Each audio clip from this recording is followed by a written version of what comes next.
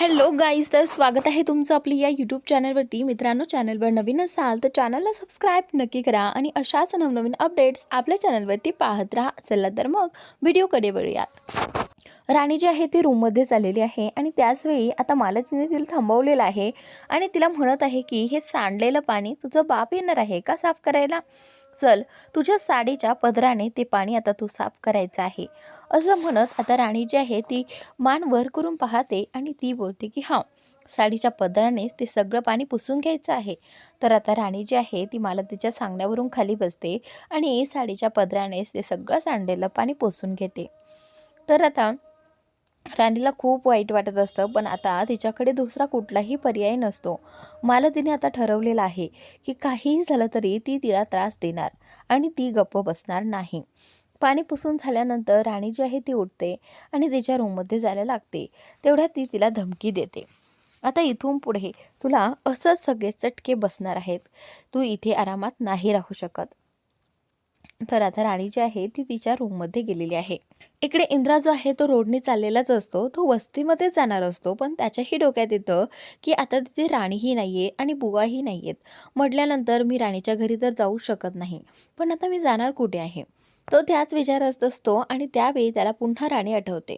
कशा प्रकारे राणी त्याच्यासाठी धावत पळत आली होती आणि त्याची काळजी केली होती. खरं तर ते आठवून त्याला खूप भारी वाटत असतं. राणीला माझी आणखीनही काळजी आहे, ती दाखवत नसली तरीही तिला माझी खूप काळजी वाटते आणि तिचंही माझ्यावर प्रेम आहे, असंच त्याचं म्हणणं असतं. तर ज्यावेळी तो त्याचे जे काही व्रण आहे ते दाखवत असतो, त्यावेळी देखील राणीला खूप कासावीस झालेलं असतं ते सगळे लागलेले व्रण पाहून. तर आता इंद्रा म्हणत असतो की आई जर त्यावेळेस आली नसती तर हे सगळं झालंच नसतं, आम्ही दोघांनीही कसंही सॉर्ट आऊट केलं असतं, पण फक्त आईमुळे हा विषय सगळ्यांना कळाला आणि घरामध्ये वाद सुरू झाले. तर आता इंद्राला जो आहे तो आईवरतीच राग येत असतो. आईने त्याचं थोडंही ऐकलं नाही, त्याचं थोडंसं तरी ऐकायला पाहिजे होतं, असंच इंद्राला वाटू लागतं. इकडे राणी आता रूममध्ये आलेली आहे आणि रूममध्ये येताच तिला इंद्राचा विचार येतो. त्यावेळी ती म्हणते की आता इंद्रा सर वस्तीमध्ये जाणार आहेत. म्हटल्यानंतर इंद्रा सर आता नेमकं कुठे राहतील, तिथे मीही नाही आणि आईकडे तर ते जाणार नाहीत कारण तिथे बुवा नाहीत.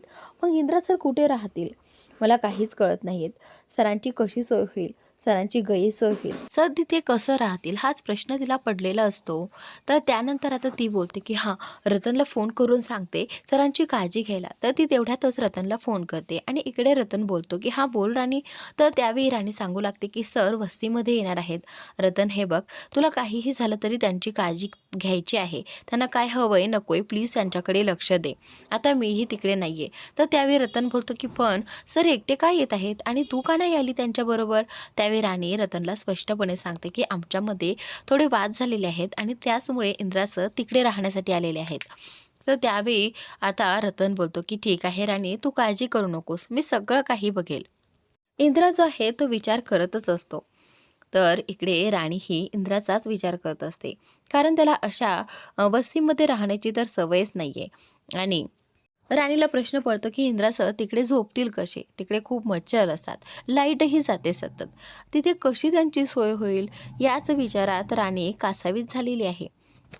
इकडे विक्रम आणि उर्मिला दोघेही जण मस्तपैकी पार्टी करत असतात, कारण आता इंद्राच्या जागी विक्रमला एमडी पद मिळालेलं आहे आणि त्यानेच उर्मिला प्रचंड खुश झालेली आहे. तिने तर मस्त पार्टीची तयारी केलेली आहे सॉन्ग वगैरे लावून. तर ती आवाज खूप वाढवते आणि विक्रम तिला बोलतो की हे बघ, आता जर हा आवाज बाहेर गेला तर आपल्यालाच प्रॉब्लेम होईल, त्यापेक्षा हळू आवाजात आपण हे सगळं एन्जॉय करूयात. तर आता उर्मिलाही म्हणते की हो हो, तुझं बरोबरच आहे, जर आपण हाच आवाज जर बाहेर गेला तर आपल्या आनंदाला पुन्हा विघ्न लागेल, काहीही होऊ शकतं. तर आता उर्मिला जी आहे ती लगेचच आवाज बंद करून टाकते.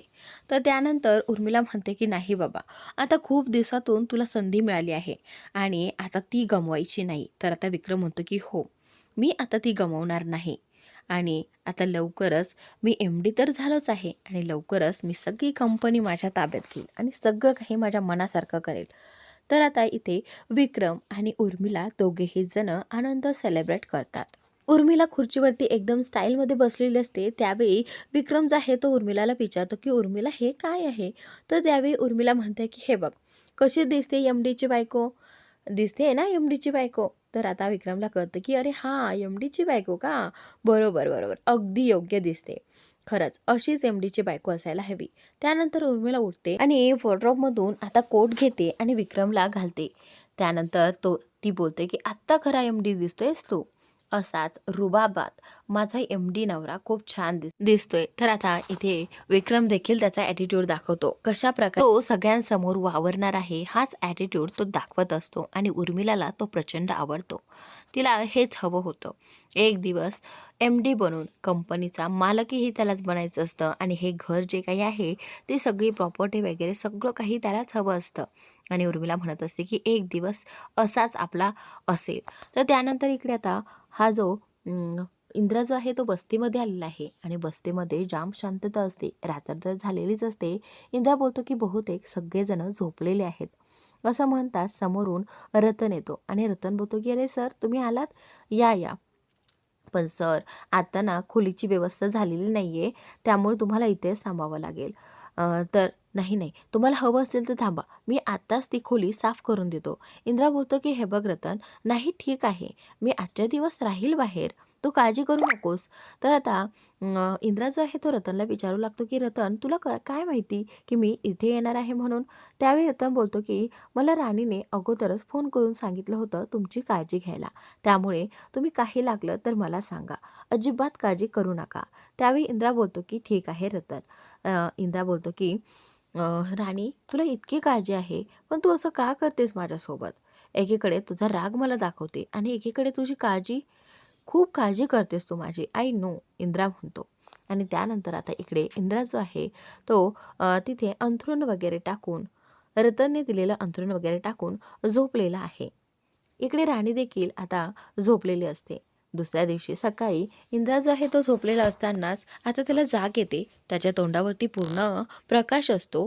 तो बोलतो, की कदाचित मी विंडो उघडी ठेवली असेल. अरे यार, काय ताण आहे हा, असं म्हणत तो उठतो आणि त्याच्यासमोर काही मुलं दिसतात. ते मुलं मोठ्याने ओरडतात, की "भॉ!" तर आता इंद्रा धसकतो आणि ते सगळेजण त्याला हसतात.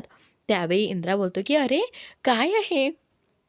तर आता त्यातलीच एक मुलगी प्रश्न विचारू लागते, की "तुम्ही इथे काय करताय?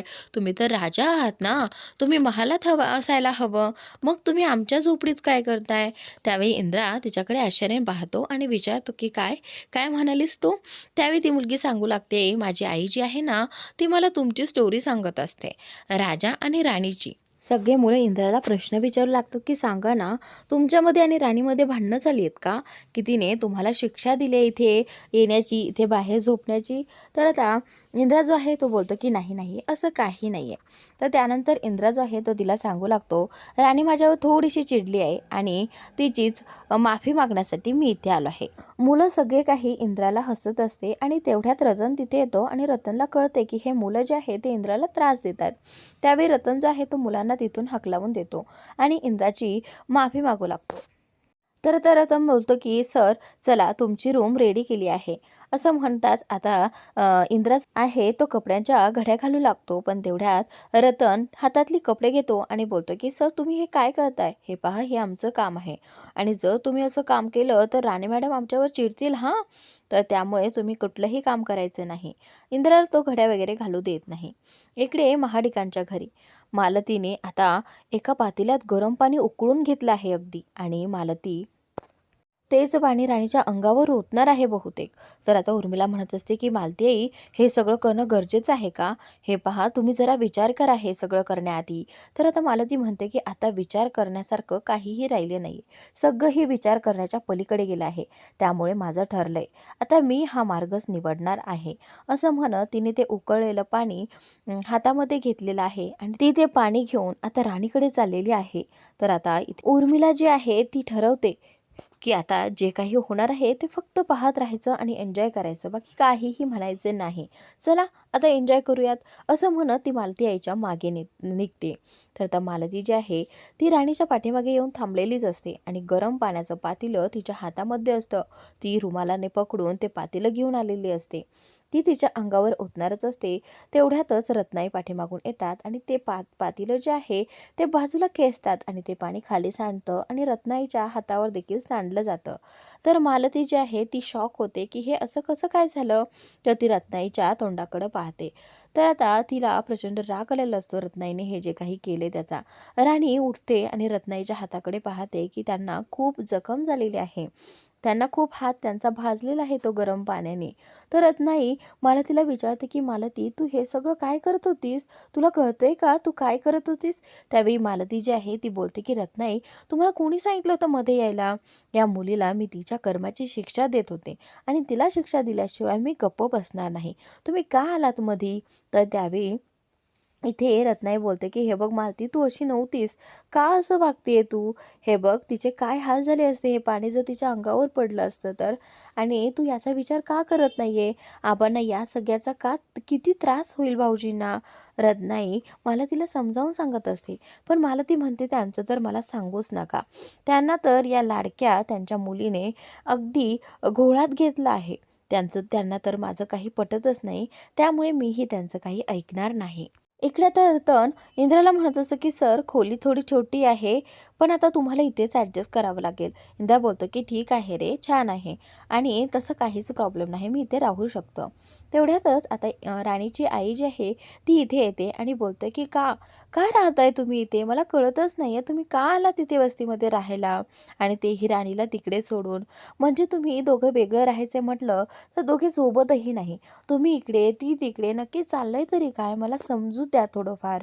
तर आता ती इंद्राला याचं उत्तर मागत असते. इथे रत्नाई मालतीला समजावून सांगण्याचा प्रयत्न करत असतात, पण मालती मात्र रत्नाईचं काही ऐकून घेत नाही आणि बोलते की तुम्हाला मध्ये पडायची काहीच गरज नव्हती. तर आता इथे रत्नाईलाही मालतीचा राग आलेला आहे. कारण ती असं कसं वागू शकते? एखाद्याला एवढा त्रास कशी काय देऊ शकते? हेच तिला कळत नसतं. तर ती बोलते की माझ्या काळजाच्या तुकड्याला ह्या मुलीमुळे या घरातून त्यांनी घराबाहेर काढलं आहे आणि मी अशी कशी गप्प बसणार? मला त्रास होत नाहीये का? माझा मुलगा या घरात नाहीये तर? या मुलीला मी घराबाहेर काढल्याशिवाय गप्प बसणारच नाहीये. असं म्हणत आता ती राणीला धमकावत असते.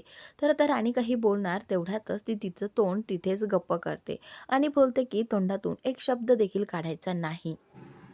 तर आता पुढील भागात राणीला मालतीने इथे हाताला धक्का देऊन घराबाहेर काढलेला आहे आणि तेवढ्यातच राणीची आई तिथे आलेली आहे आणि इकडे मालती राणीचं तोंड दाबत असते आणि इकडे राणीची आई जी आहे सगळं पाहत आहे आणि बोलते की हे पहा माझ्या राणीला सोडा, तिला त्रास नका देऊ. मालती जी आहे ती बोलते ठीक आहे मी तिला सोडते असं म्हणत आता तिला धक्का देते. राणीला धक्का दिल्यानंतर राणी पडणारच असते. तेवढ्याच समोरून इंद्रा येतो आणि राणीला पडण्या वाचून वाचवतो, तिचा हात पकडतो आणि तिला उभं करतो. तर मित्रांनो आजचा भाग इथे संपलेला आहे. पुढील भाग नक्की पहा आणि चॅनलला सबस्क्राईब नक्की करा.